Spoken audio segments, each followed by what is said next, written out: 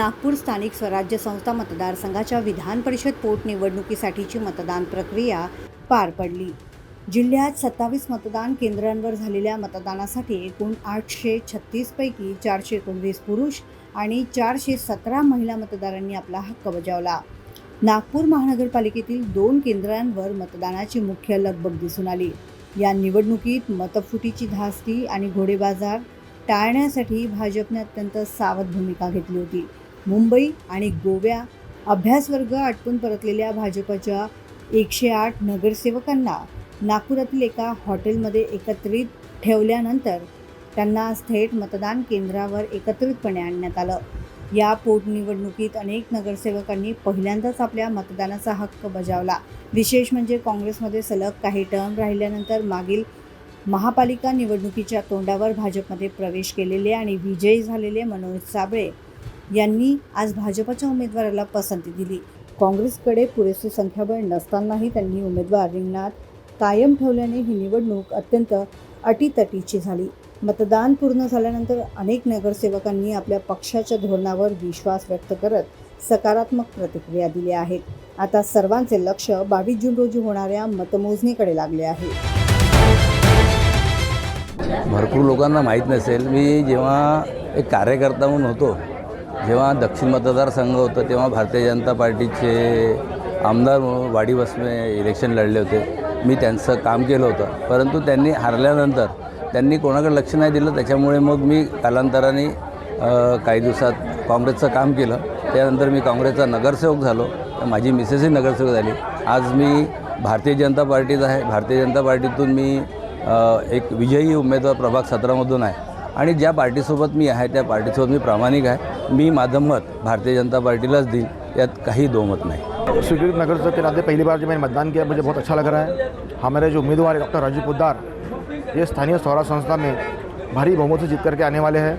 कांग्रेस से हमारे जो प्रदेश के जो प्रमुख पदाधिकारी हैं, हमारे जो पालक मंत्री हैं, उन्होंने आह्वान किया था कि माननीय पंतप्रधान जी ने जो हमसे आह्वान किया हुआ है कि जो वॉर चल रहा है जिसकी वजह से महंगाई बढ़ रही है, डीजल पेट्रोल की कमी है, उन सभी को ध्यान में रखते हुए हमने समन्वय के नाते स्थानीय स्वराज संस्था के अंदर में मालूम है कि भारतीय जनता पार्टी को पूर्ण बहुमत है, फिर भी इन्होंने जीत के नाते और यहाँ के जो कांग्रेस के अध्यक्ष हैं प्रफुल्ल गुर्दे जी, उन्होंने जो आह्वान किया था उस आह्वान को हम लोग एकत्रित होकर के हम उसके आह्वान का हमने आह्वान स्वीकार किया और आने वाली 22 तारीख को हम ये उनको बताएंगे कि भारतीय जनता पार्टी जो है ये बाप तो है बाप ही रहेगा, ये इस जिल्हे में हम साबित करने वाले हैं।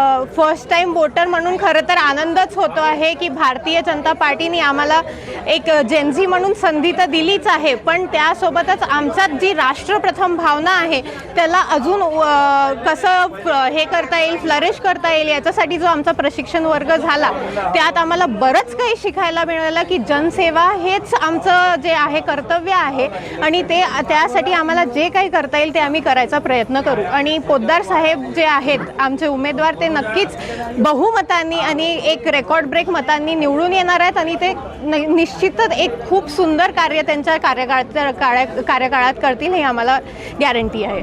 विधान परिषदेच्या पोटनिवडणुकीसाठी आपण बघतो आहे की नागपुरातील 2 जे केंद्र आहेत तिथे मतदान सुरू आहे आणि माझ्यासोबत काही नगरसेवक आहेत। काय सांगाल? आपण बघतो आहे की एकंदरीतच घोडे बाजार जो आपण पाहायला या विधान परिषदेच्या वेळेस देखील घोडे बाजार पाहायला मिळाला आणि तो घोडे बाजार होऊ नये म्हणून आपण बघितलं की तुम्ही सगळे जे भाजपचे नगरसेवक आहे एकत्रित आलेले आहात।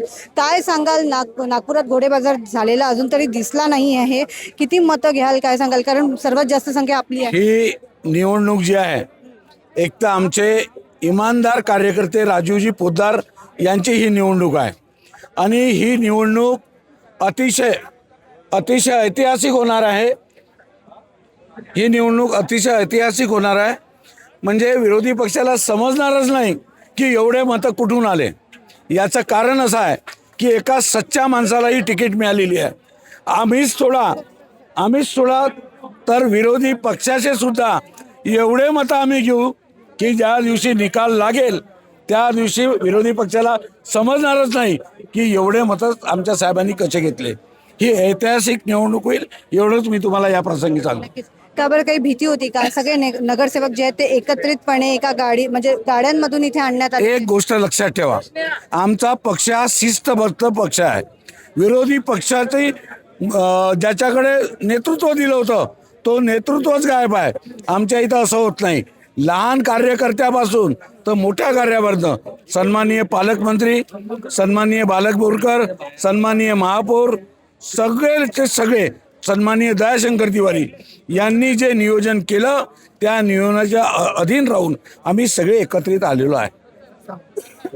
पण बघतो आहे की इथे सगळे जे नगरसेवक असतील, महापौर देखील आपल्यासोबत आहे, स्वतः उमेदवार देखील आहेत. काय सांगाल, सगळे नगरसेवक जे आहेत ते एकत्रितपणे इथे आणण्यात आलेले आहेत, काही भीती होती का? आम्हाला कशाची कोणाची कशी काय भीती असणार आहे? हे भारतीय जनता पार्टीचे महायुतीचे सच्चे, इमानदार, निष्ठावान, प्रामाणिक नगरसेवक आहे. त्यामुळे आम्हाला भीती असायचा प्रश्न नाही. भीती तर आता काँग्रेसच्या मनामध्ये आहे. काँग्रेसला धडकी बसली आहे. काँग्रेस स्वतःची मतं कायम ठेवू शकते की नाही हा खऱ्या अर्थानं या निवडणुकीमध्ये प्रश्न आहे. आणि मला विश्वास आहे की काँग्रेस आपली स्वतःची मतं सुद्धा कायम ठेवू शकणार नाही. मतदान करून आपण आला आहात, लांब प्रवास देखील करून आलेला आहात, काय सांगाल? आम्ही आज मतदानासोबतच विजयासाठी देखील एकत्र आलोय. खरं म्हणजे भाजप कुठल्या प्रकारचं आम्हाला सांगण्याचं कारण नाही. सगळे नगरसेवक एकत्रित आहे. विजयाची संपूर्ण खात्री असतानाही आम्ही सर्व एकत्र आहोत. निश्चितपणे आमचा विजय मोठा आहे आणि विरोधातले जे आहे त्यांना त्यांची मतं राखता येणार नाही याची खात्री आहे. तर आपण बघतो आहे की विजयाचा जो दावा जो आहे तो यांनी केलेला आहे, विजयाचा दावा केलेला आहे. आणि आपण बघतो आहे की जे नगरसेवक आहेत हे इथे भाजपाचे नगरसेवक होते आणि मतदानानंतर त्यांनी प्रतिक्रिया दिलेली आहे. आपण बघितलं की जो अभ्यास वर्ग होता तो संपवून सगळे नगरसेवक एकत्रित गाड्यांमधून जे आहे हॉटेलमधून निघाले आणि मतदानस्थळी पोहोचलेले आहेत. 834 जे आहे एकूण मतदार या विधान परिषदेसाठी संपूर्ण नागपूर जिल्ह्यामध्ये मतदान करणार होते आणि नागपुरात 2 केंद्रांवर हे मतदान सुरू आहे. आणि आत्ताच आपण भाजपाचे जे नगरसेवक आहेत त्यांच्या प्रतिक्रिया ऐकलेल्या आहेत आणि विजयाचा दावा जो आहे तो त्यांच्याकडनं करण्यात येत आहे. आता बघण्यासारखं असणार आहे 22 तारखेला नेमका कौल कुणाला मिळतो आणि विजय हा कुणाचा होतो. क्षितिजा देशमुख, लोकमत.com, नागपूर.